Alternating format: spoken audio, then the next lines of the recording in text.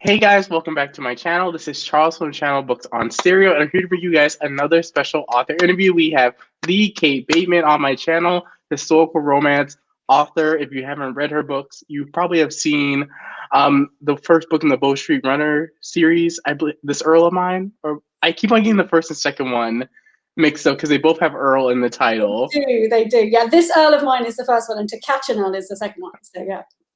I always think I'm like telling people the second book whenever I tell them about the books. I was like, I think the first book is This Earl of Mine, but like I know this next book has Earl in the title. The third one I'm completely fine with because it's like Princess and it's like something completely different. So I was like, I don't want to butcher the titles, but how are you doing today? I am good. Thanks for having me. It's lovely to be here. Yeah, and so the first question that I wanted to ask you is what kind of inspired you to start writing romance and specifically historical romances? Well, I guess it was my background is sort of history and literature. That's what I kind of grew up. My degree was in English Lit and French, and I'd done history as well. But my parents had always had an antique shop and an art gallery, and they're both artists. So I kind of had antiques and history kind of by osmosis for years. And then after a couple of years after I left uni, my dad said, come and open an auction house, like an antiques fine art auction house. And I was like, sure, do it for a few years. So I did that, and it turned out into like 15 years. So that's what I did. I was a fine art appraiser, antiques expert. I used to do some of the TV shows, like, here you have like Antiques Roadshow, but in the UK I have different ones. And I was the on-screen expert for that for a while. So people in the UK sometimes know me from that rather than from my writing. But Oh, wow. that was the kind of history background bit, because obviously there's all these stories. Everything that comes into the auction house has like, a story behind it, a provenance. And I heard so many amazing stories of people finding these things and the history behind it. But I never thought I would end up writing romance. I love to read it, and especially historical romance, because I kind of like the history thing. That's clearly, I'm a bit of a history geek. And that was my kind of escape from the world, and escape from the really heavy literature that I had done in uni. Like I was reading on, the weekends, I was reading like literally the Harlequin, Mills and Boon, like 10 in a weekend to get the fact that, I was doing Madame Bovary and, Anna Karenina, and everyone's killing themselves, and it's so depressing. So that was my kind of, that's the reason I got into it. And so those were probably my first real historicals to read. Was the in England it's Mills and Boon, but here it's Harlequin. And I guess like early Julie Garwood and people like that, Woodworth classic, Laura Kinsale is another one of my massive favorites. So I only started writing historical when I came to the US with my husband's work, and it was supposed to be for a couple of years, but turned into 10. But after a couple of years, I thought that's like the story of your life. 1 year turns into 10, 1 year turns into 15. It was supposed to be a 2-year placement. So I literally walked out of my auction house saying to my family, who I was like, I'll be back, you'll never miss, you won't even know I'm gone, it'll be fine, 24 months max. And then, after like 3 years, I was like, I'm not coming back. And I can't really open a house here in the Midwest because there's not the kind of antiques I'm used to seeing. Maybe if I was in like New York or Chicago or somewhere. So I thought, okay, my second love is writing and romance, reading romance. So why not have a go at writing one? Because I'd read a couple of really bad ones. I thought, well, hell, if these people can get published, at least I can put some historical accuracy in it. And I've read enough that I know roughly how to plot a book.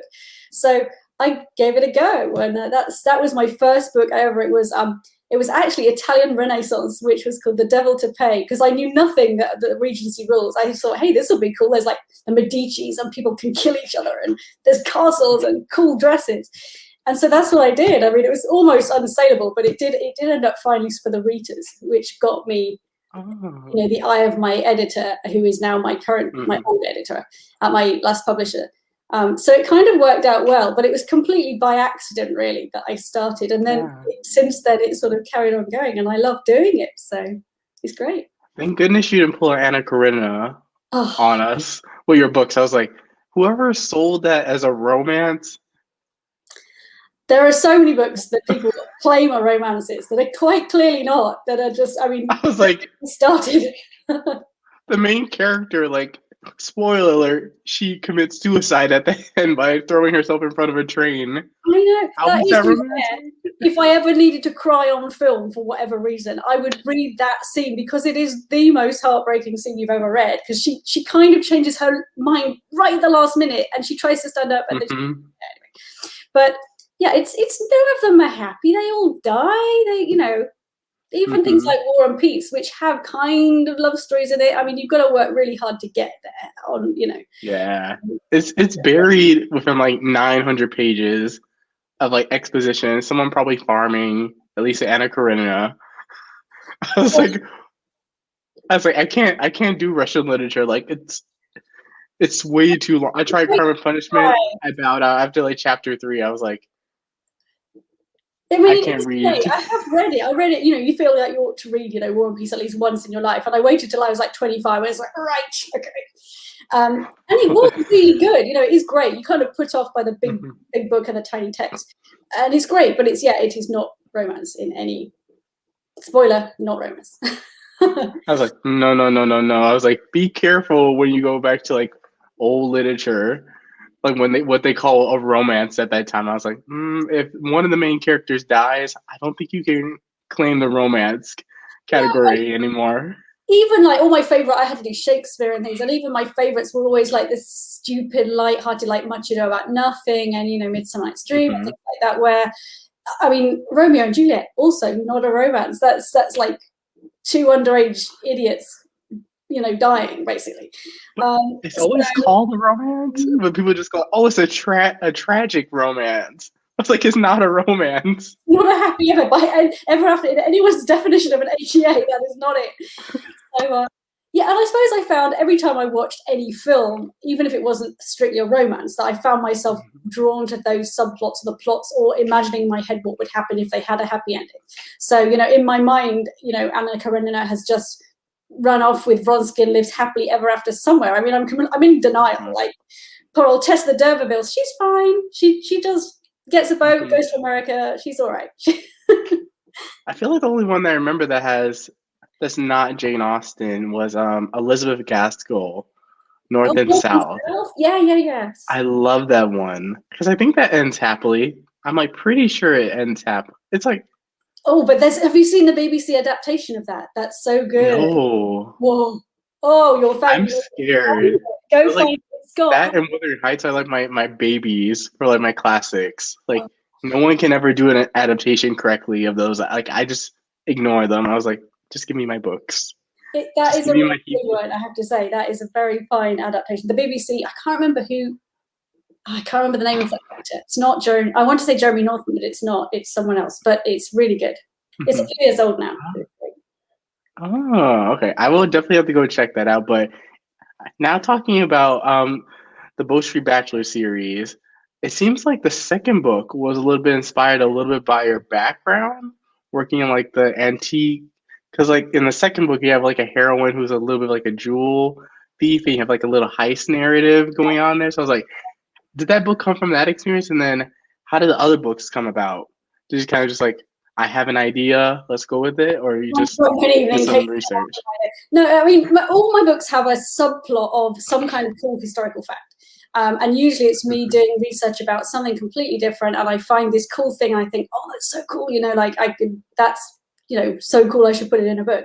So the first one was actually, this Earl of Mine is about, the subplot is a real plot to rescue Napoleon from St. Helena via submarine. And I had no clue there were submarines in the Regency. I knew nothing about it. And I was like, I did not know that either.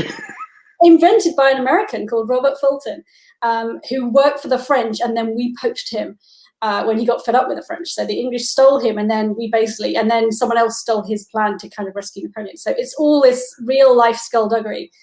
So there's kind of history Kate thinking, well, that's a cool plot. And then romance Kate is like, oh, submarines are small and I can smush two characters together in a really small space and see what happens. So the kind of plots, they kind of mesh that kind of external and the internal plots. But yeah, To Catch a Nell, the second book is, I mean, the title's a nod to Catch a Thief, which is the Cary Grant heist. And that was the real theft of the French crown jewels. That was what it was inspired by. So after they were genuinely stolen, this is a true story, and most of them went missing. And one of the most famous was this big blue sapphire or diamond called the Bleu d'Or, the French blue, and it disappeared. And then it's ended up, there was this period where it's completely missing, and it's now been proved by science that it's been recut and is now the Hope Diamond and ended up in America. But there was this murky 100 years where no one quite knew where it was, and the same with quite a lot of the other jewels. And so I thought, okay, well, this is exactly when I'm writing, when nobody knows where these jewels are. So what if somebody, they're out there, someone's hiding them in their attic, or they're selling it undercover or whatever.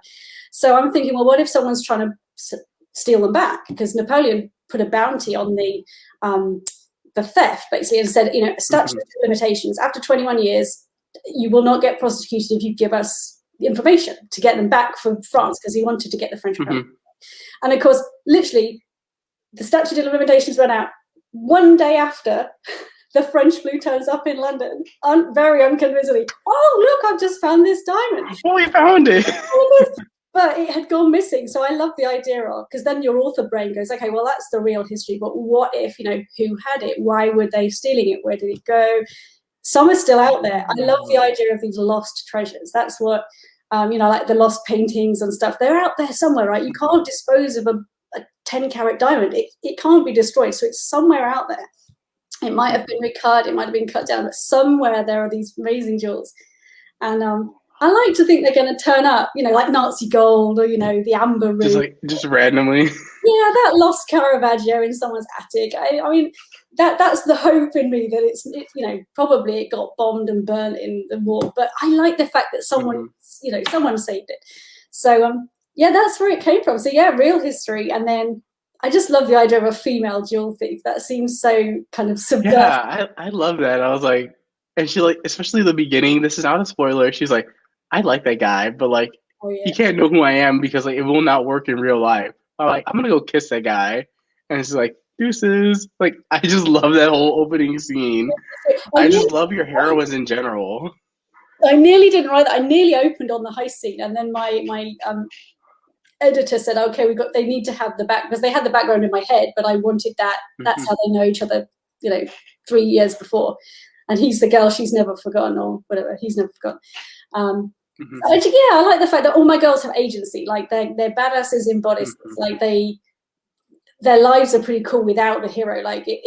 Having a husband or a hero helps, and it's great, but it's not the whole center of their life.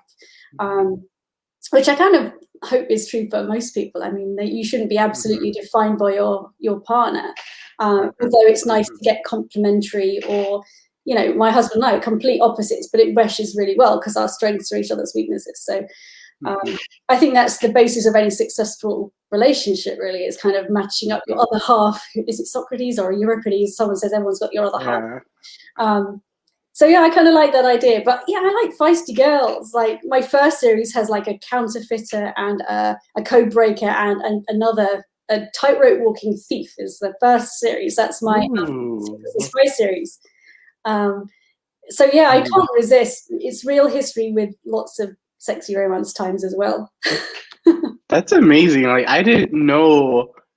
I was like, maybe it's you, because I feel like with historical romance, sometimes authors take more liberty, so it's not always historically true, or based on something. It's just I like this time period.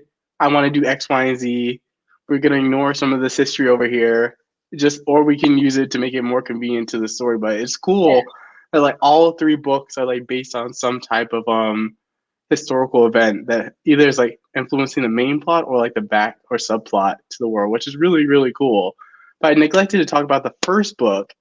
And the heroine in this one, the premise was what got me. I was like, she chooses a husband that's in prison that's about to die just so she can get her inheritance. I was like, you go, girl. I like you. And then, of course, the hero was like, oh, yeah, I'm not dead. But hi. Not really condemned to die or be transported.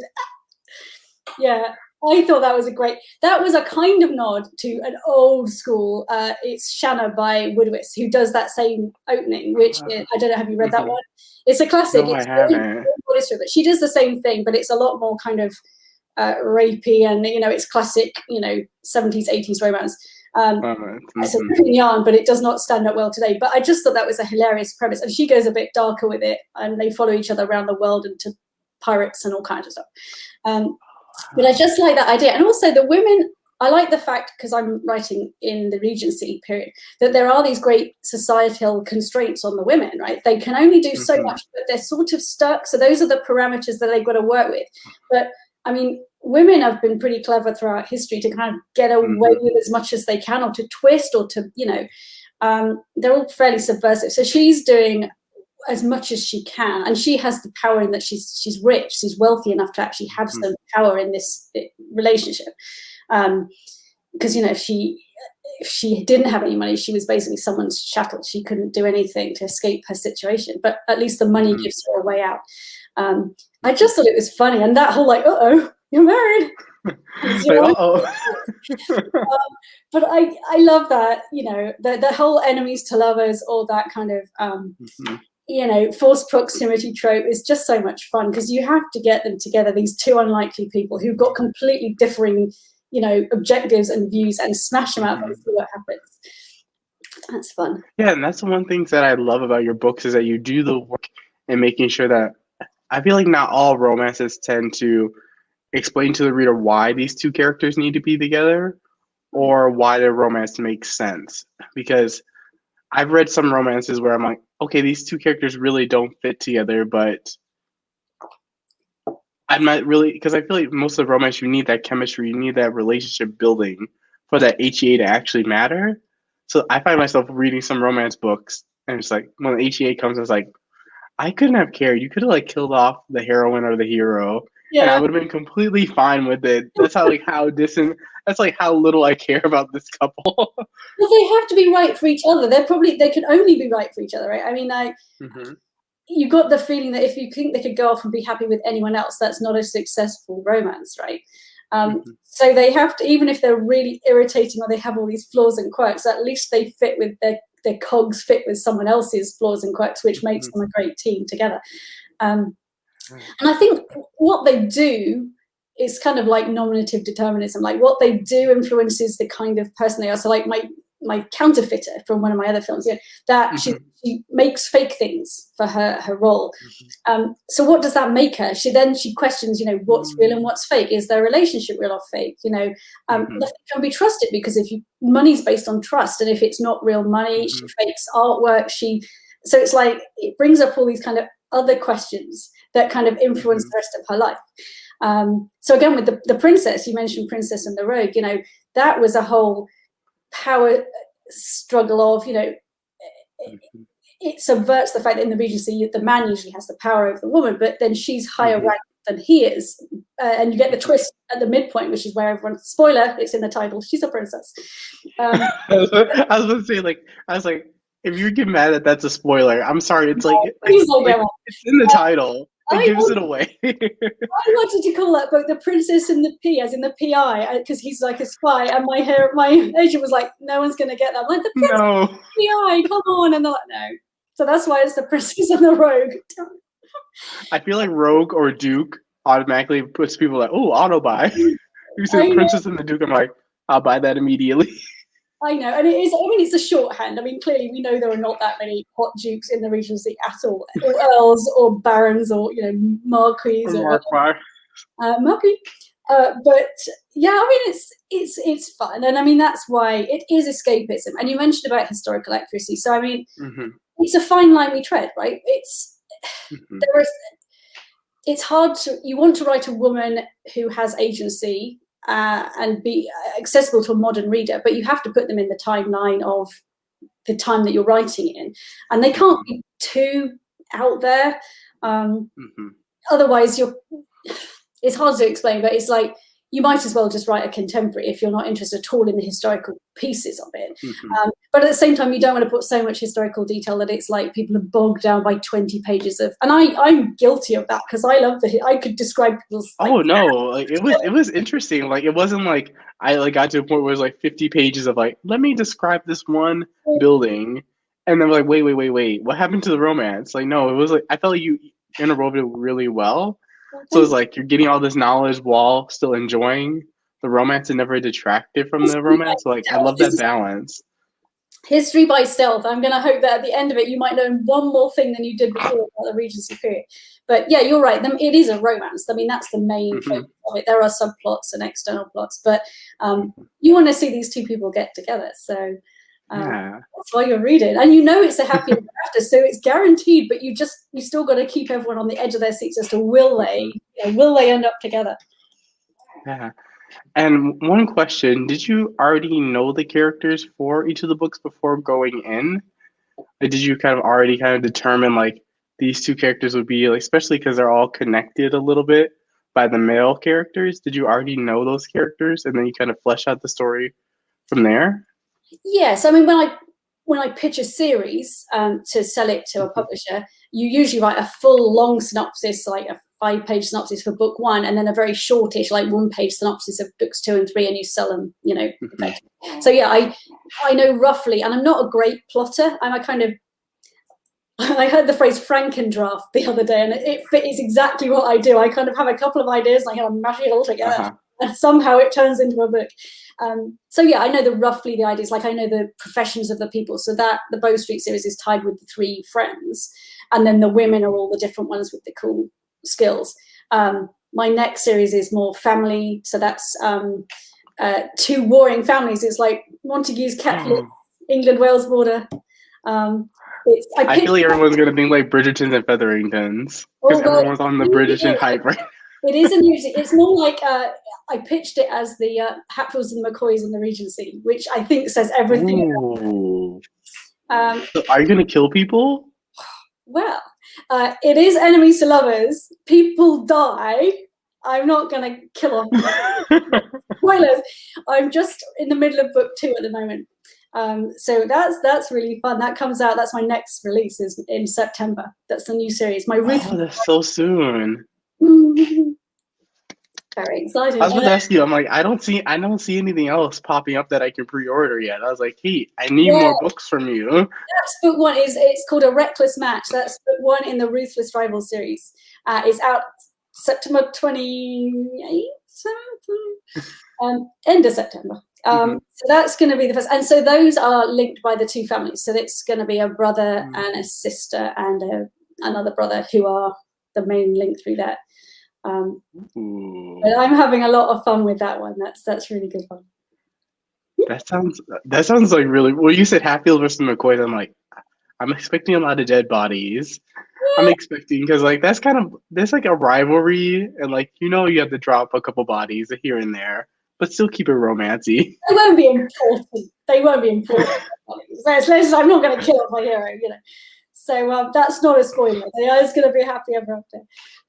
But no, this is 2 families on the England-Wales border, and they are divided by a river, and they've hated each other for like 500 years, and they have done everything they possibly can to ruin each other's lives. Of course, they're going to fall in love. So it's going to be so much fun. And of course, they're going to be mashed together for whatever nefarious reasons I can come up with. So My god! they end up stuck in a cave, in a mine, and I know it's a bit kind of. Did you have Sunset You're Beach? like an evil genius with the situations that you force your characters into. I'm like, hey, you're evil, but I like it. Yeah, I mean, I think the whole kind of ballroom scene in London, I love those scenes, but they have been done. I mean, we were talking about Bridgerton earlier. That's 20 years ago. Is a very different kind of thing, and I love those books. I mean, there are some of them a little quieter, and they are much more probably true to life with just a conversation and stuff like that, and kind of very small scale dramas. But I kind of like blowing things up, and it's like Indiana Jones. I kind of like that. I want Indiana Jones, kicking ass, or Indiana Jane kicking ass. I was to say like gender flip it. Yes. Well, speaking of it, I have here. Look, this was my nod to Indiana Jones. This is a free book. If you want a freebie, join up my newsletter. Have you read this one? No, I haven't. Egypt set historical. I don't know if I've got it right. It's called Promise of a Kiss that way. This was. It's based in Egypt. It is the heroine is a map maker, and the hero is sent. He's sent to go and get her because she's basically lost in Egypt, and she doesn't want to be rescued. She's fine out there. So that was a kind of messing about in pyramids and sailing down the Nile and lots of fun. So yeah, that's so cool. First off, if you have ARCs available for your upcoming release, absolutely, I will hit you up. I definitely want to read it ASAP. Well, I'll It put may you. take me like 2 weeks to read it because I'm slow with reading arcs. I don't know why. Like an audiobook, I can be like a day and done. A book, I'm like, why is this? I feel like I only read like 2 chapters today. So to be like, okay, I'm gonna sit down for an hour. I'm gonna get to page 100. Like must read. Oh, I'm terrible. This is why I can't read historicals while I'm writing my own books, because I just get so completely sucked in. So I have to read everything else outside genre, or just not read at all. So usually I'm in the writing cave for like 4 months, get my book done. Then I have a 2-week period where I'm allowed to read everything and anything I like. It's like my kind of vacation time. And then it's like back to the next book. It's not good. Oh wow, so I was curious. We mentioned a little bit about how sometimes it's hard to deal with the historical accuracies during the time frame. So did you ever feel like when specifically in these books you had to be quite ingenious or take some liberties with the historical facts to make our heroine a little bit more appealing to modern readers? Because I feel like that's a big critique that historicals sometimes get. They're like, woman has no agency, man has all the power. But I'm like, have you read contemporary dark romance? Yeah. And I was like, it's difficult because obviously, they're not historical accurate in the sense that we have no idea really the inner lives of the people. But we know, you have a very small, what's written and what survives in terms of letters and stuff like that. And the real historical events, but they're pretty dry and boring. And it's historical fantasy, what we're writing, I was talking about this with somebody else about my Italian, the medieval one, the Renaissance one. And it's like, how accurate are you supposed to get? I had used some phrases and words that were more modern, so it's accessible for a modern reader.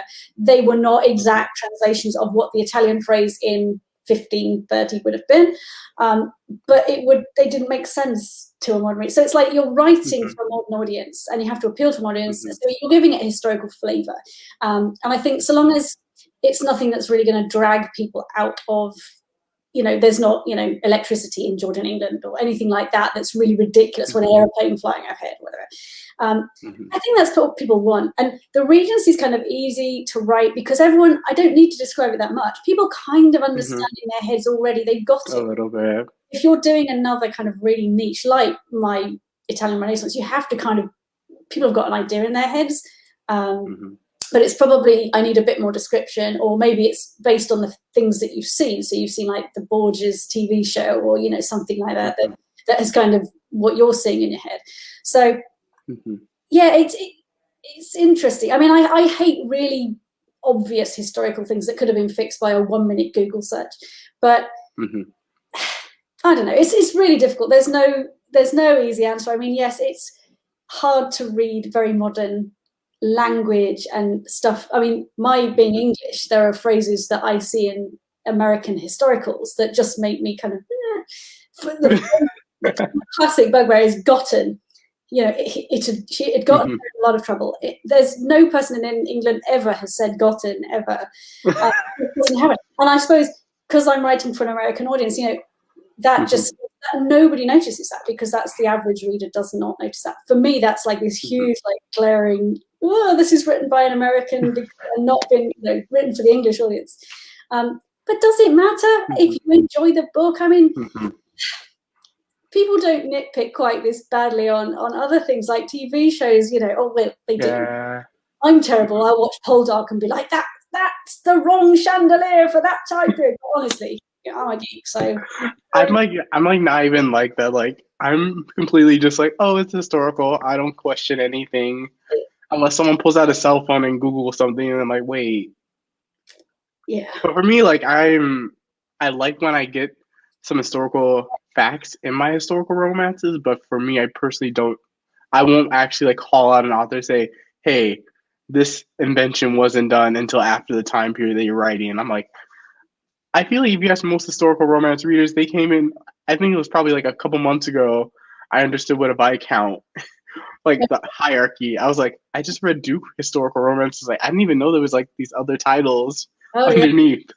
I love Duke Marquis.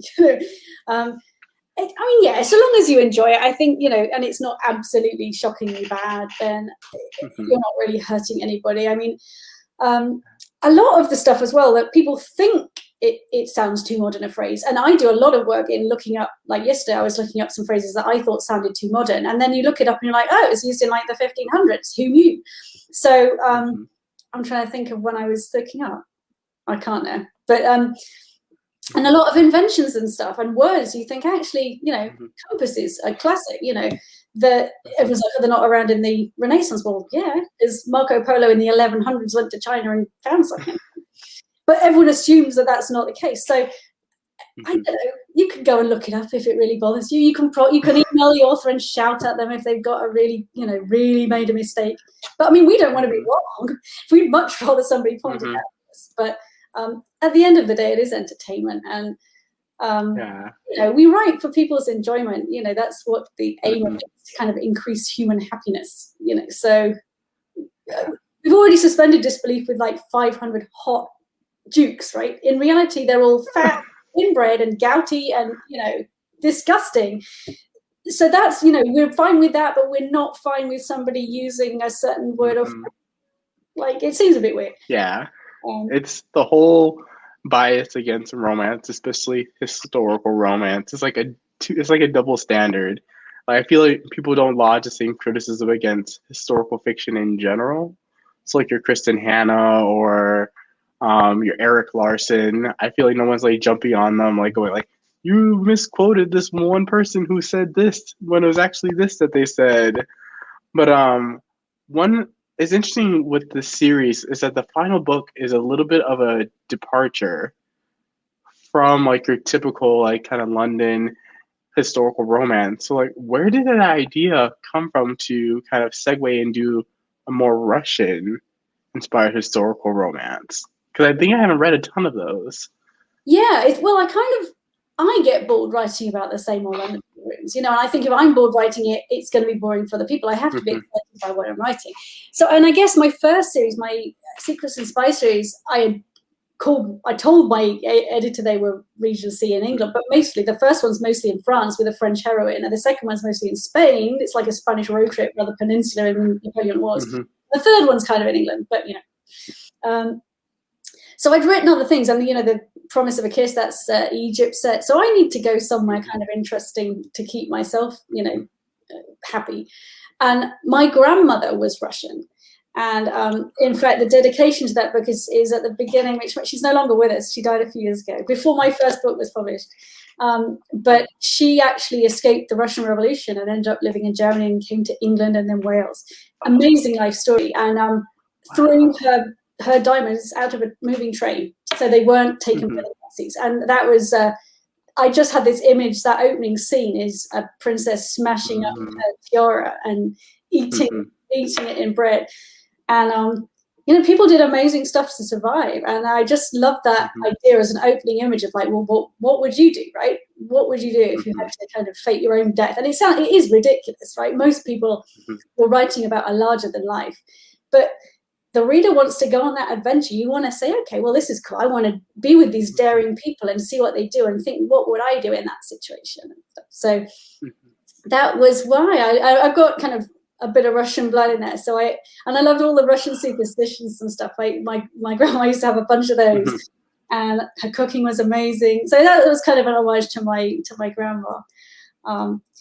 And the next book is the next series is Wales, and so half my family are Welsh. So that's kind of a bit of a nod to the other half of the family. Russian, are getting a Welsh series just to keep my mum and my dad happy. So. And again, it's not boring, because I think that's been done not to death, but there are people are doing it better. So why I really enjoy these kind of hijinks, in other places, and I just think it makes it more interesting. I want to read books that are a bit unusual. Like I like things like The Count of Monte Cristo and stuff like that. So that's what I want to read, but with even more romance in, or The Three Musketeers, that kind of Dumas kind of stuff. So yeah. Oh, that's so cool, because when I got to the third book, I was like, wait, why are we Russia? Like, I like the change, and it ended up being my favorite book of the three, which I thought To Catch a Earl was going to be my favorite, but then I read the third one. I was like, this is hands down my favorite. So like, what do I rate book 2? Because just the whole plotting, it like played out almost like a movie. Like I got huge Anastasia vibes. Well, yeah, there was a nod to that in the whole naming, and I love that film. You know, that's really underrated one. So, yeah. Yeah, that's really cool because like even all the plot twists that happened in that book, the whole meet cute between the hero and the heroine, I particularly love that. I was like, what a cool. I was like, did you already have that planned out?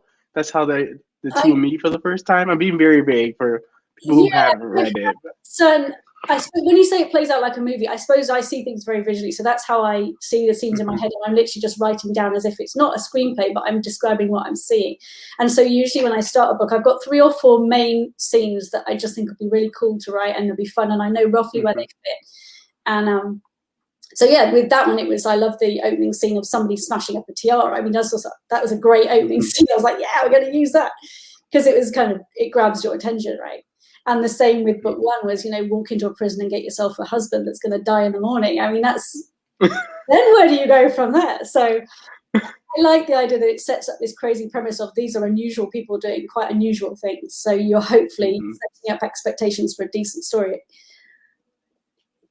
That's so cool. And did you already have all the reveals kind of, you knew that they were going to happen, or did anything change while you were writing the third book?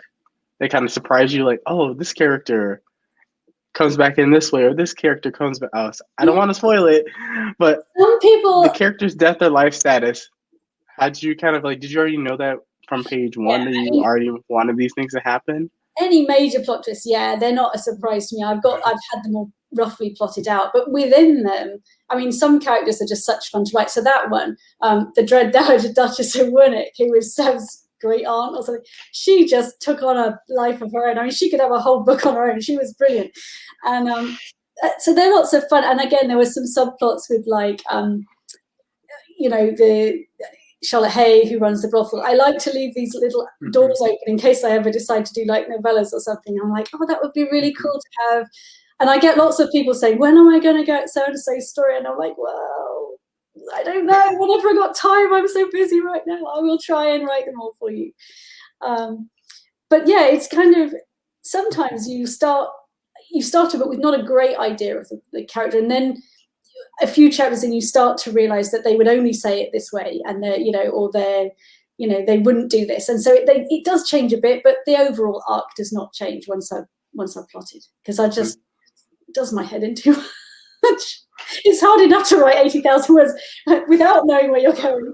It's even harder. I write 100,000 and then have to cut them out. So it's easier for me just to try and write in a straight line. Yeah, because when reading your books, I'm like, your third acts are always just like I feel like you just get like a whole other different. You just like are taken in a just like a 180 direction, and you're like, whoa, what story am I in right now? Well, It's usually, I feel like with romances, you have like the obstacle. Like your obstacle is like a whole spectacle. It's like I was just like, I'm always blown away by your third act. 'Cause I'm just like, how did I not see any of this coming?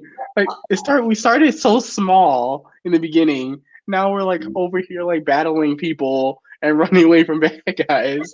Shooting everybody, and they're stealing stuff and blowing things up, and there's fireworks, and I know.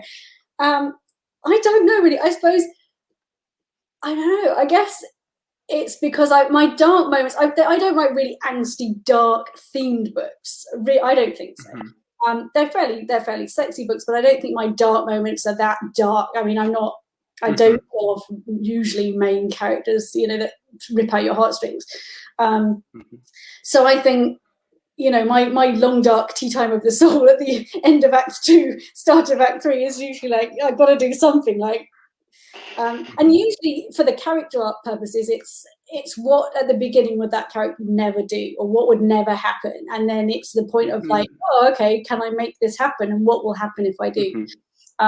So yeah, usually at some point the one thing the character said, I will never do that, which is, usually I will never fall in love with this person because they're an idiot, or I will never marry this person. Is that what you got to make them do, and you got to get them together?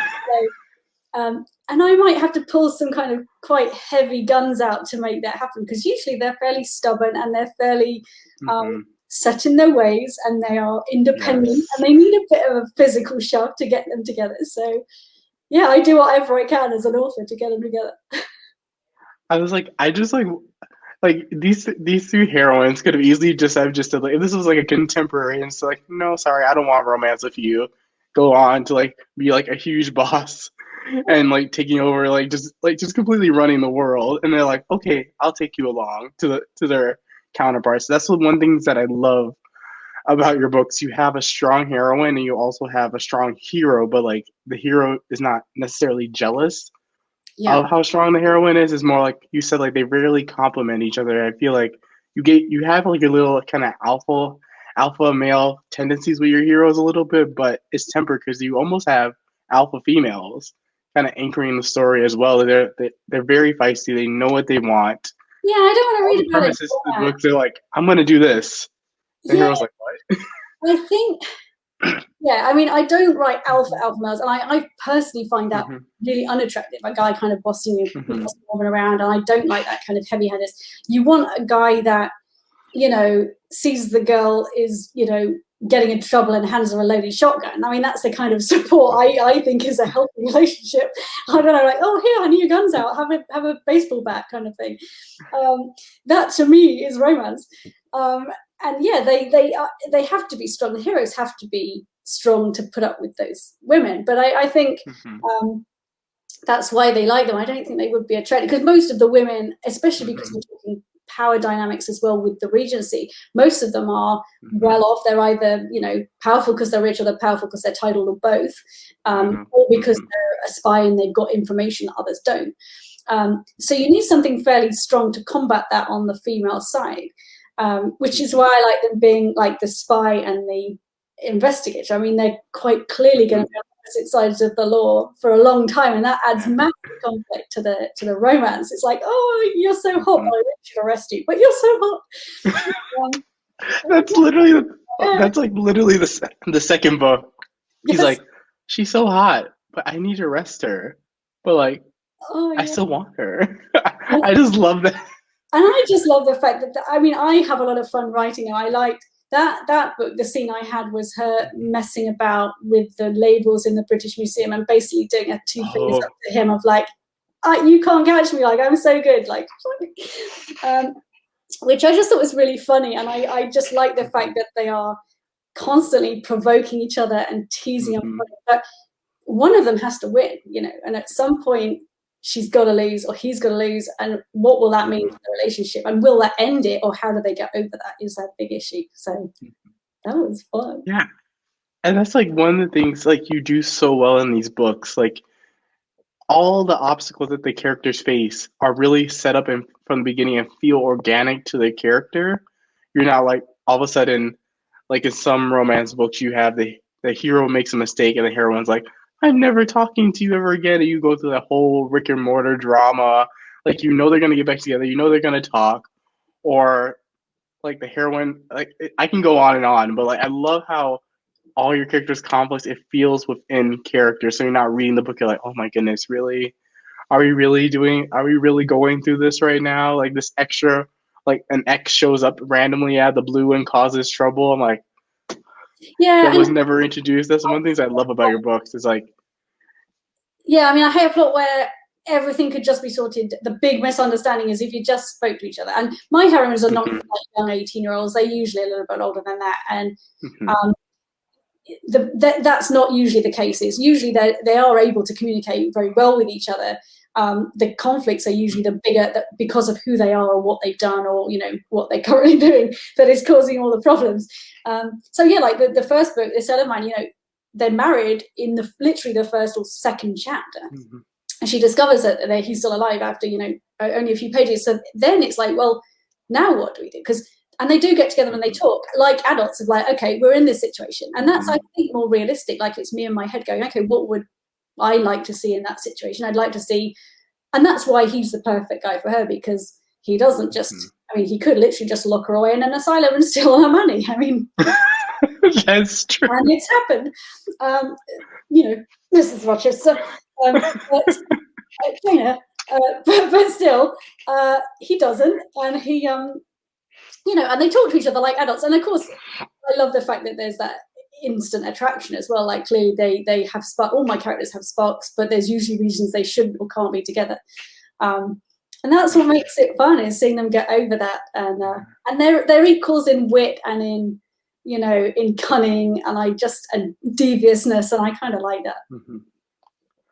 Yeah, and I had another question. I'm very curious. Would you ever consider writing in any different subgenres within historicals? Like, would you do like dark historical romances, or would you want to do something contemporary or paranormal historical?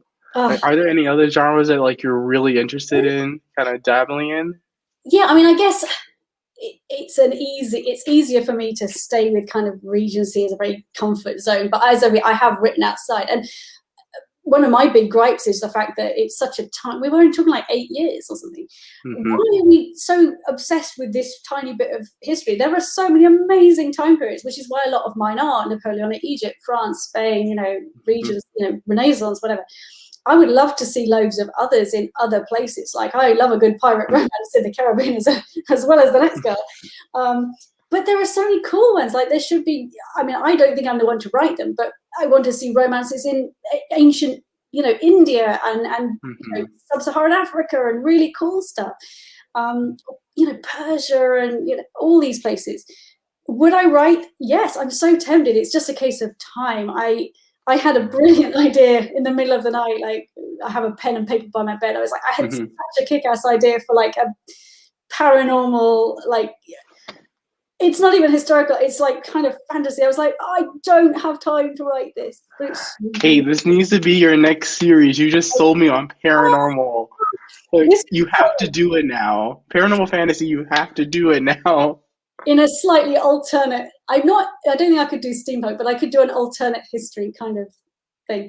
The other one I was really tempted, I would like to see, would be like ancient Rome or Greece, because I love those two time periods, and I'd love to see kind of Athens, Sparta kind of kick-ass girls again. Or some, I mean, Amanda Boucher did such a great job with the Fire, that kind of series of like Greek myth retelling stuff. But I love that. That's, you know, talking about what I like to read is historicals and other stuff like that with historical kind of ideas in kind it. of fantasy elements woven in a little bit, but it's not too heavy on the other side.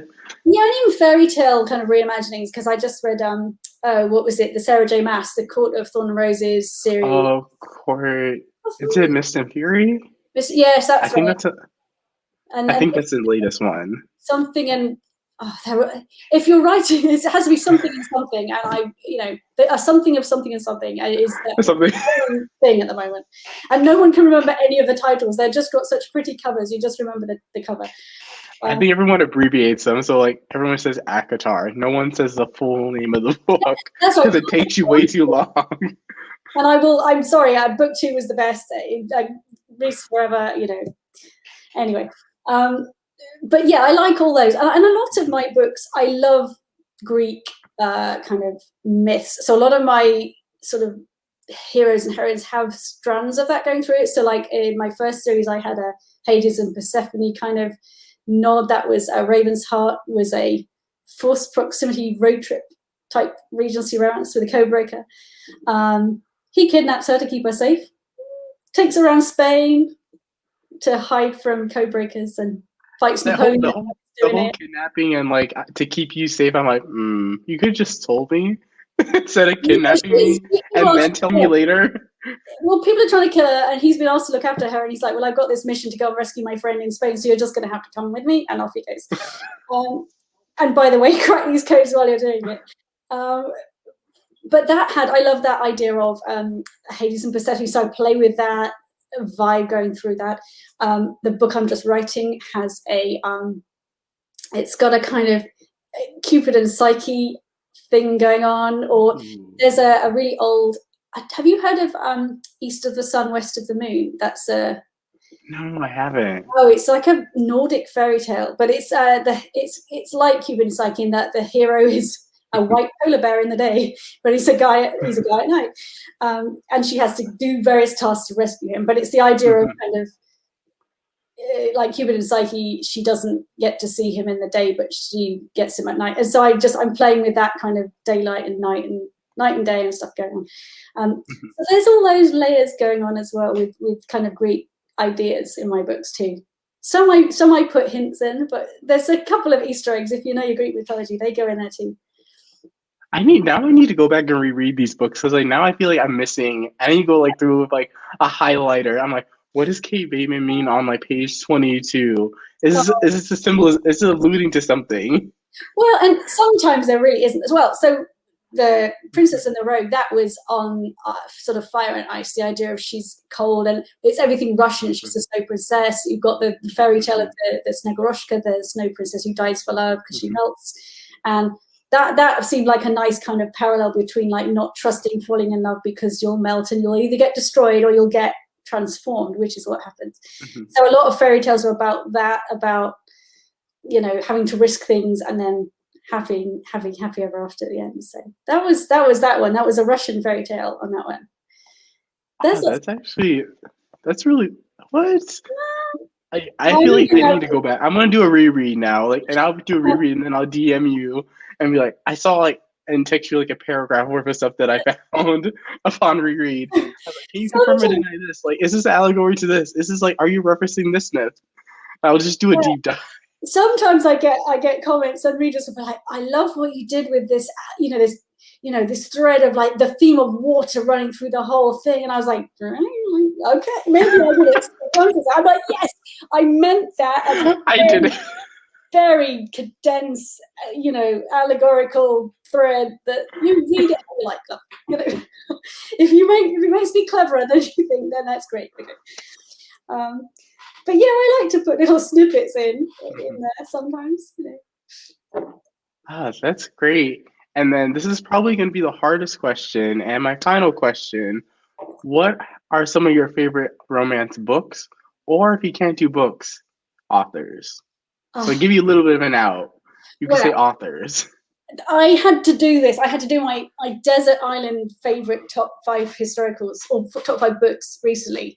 And it was so hard. I mean, obviously, I love historicals. So I bought you my book stack. I actually went to my bookshelf. Shall I hold them up for you? Okay.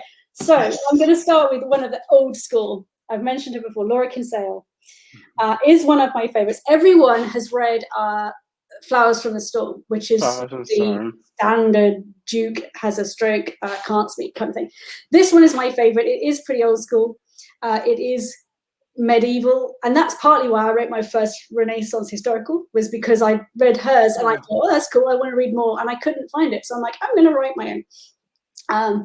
So yeah, I think her words are so beautiful. If there's anyone whose head I want to get into, it would be Laura Kinsale. I love everything she writes. So like Laura Kinsale, this is an undiscovered gem that I shout about. Have you ever heard of this? Connie Brockway. I've never heard of that author. Okay, this is... I've never heard. This is, we were talking about Indiana Jones homage, non-regionally set, English. This is set in Egypt, very early Victorian Egypt. And the heroine is the hero is an Egyptologist, and the heroine is also kind of like an Egyptologist, but she can read, like, she's trying to crack hieroglyphics. It's so good. It's so good. I will give you spoilers, but it's so sexy. And it's so good, and she's so funny. Buy it. It's so good. That's all I'm going to say, as you desire. Spies, as you know, I do love my spies. Joanna Bourne, Spy Master's Lady. I've seen that book. Look, I haven't read it. I have a step back. Oh, the step back. So this was the first of hers that I read. And being an author, I've read a lot of historicals. And usually you enjoy the style of the writing, but there's very little that you think, like, technically you're really blown away by.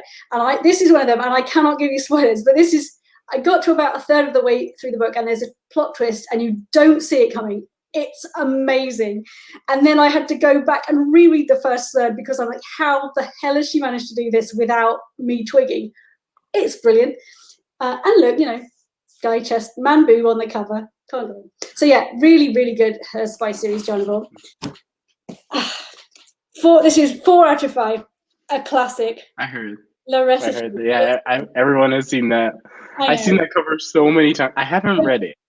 Look, I need to read it. Shattered and ruined. This is my favorite classic. It's just so funny. And she subverts every single romance trope ever. So it's like the heroine is the one trying to get the kind of highly strung, sexy hero into bed because he's afraid he'll just squash her because he's big, and she's the one that falls asleep after sex, and she just does all these hilarious twists on classic tropes and does it so well and so amusingly that she's brilliant. Humor goes a long way. And the last one, which is not historical, The Hating Game by Sally Thorne. Ooh. Which is a sneaky contemporary, but it's still my favourite, Enemies to Lovers. I just thought this did snark so well. It could be set anywhere. She's Australian, but I mean, it feels like it's nondescript enough that it could be any office in any city in the world. So it's kind of easy it could be London, it could be New York, it could be anywhere, Chicago. It's just really funny. I just thought it's really great.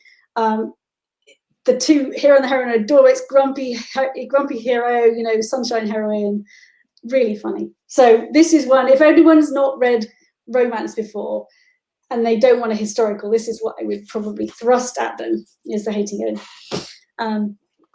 That's it. And then my next up, which is an extra, what I'm about to read is this is just my new one, Kerrigan, Devil in a Bed, which just we share a publisher. So I got a nice new copy. This is going to be my treat to myself when I finish my own book. I'm saving it because I know it's going to be good. And it's good. It's good. Oh, have you read it? I read it when it first came out, which was, I think, like maybe a month or two ago. I can't. It's pretty recent. Yeah, if I remember correctly. Like a month. Right? It was really good. Just be prepared. The beginning will stab you in the heart. She is it destroyed me. I messaged Kerrigan. I was like, why are all your prologues so devastating and sad? I was hoping we were gonna get a little bit because we're a little bit of different prologue in this one, but I was like, oh my goodness. I was like, poor Francesca. Kerrigan goes there. She does it, and she is not afraid to kill people off. And yeah, the style, but I love it. I mean, I can't bring myself to do it. Maybe I'm too much of a wimp. But no, her stuff's great. So that's what I'm reading next. I'm so jealous. Those are some great. You will like it. Trust me. It's the shortest one of the trilogy, but I still say book 2 is my favorite, but it's still a really, really good ending.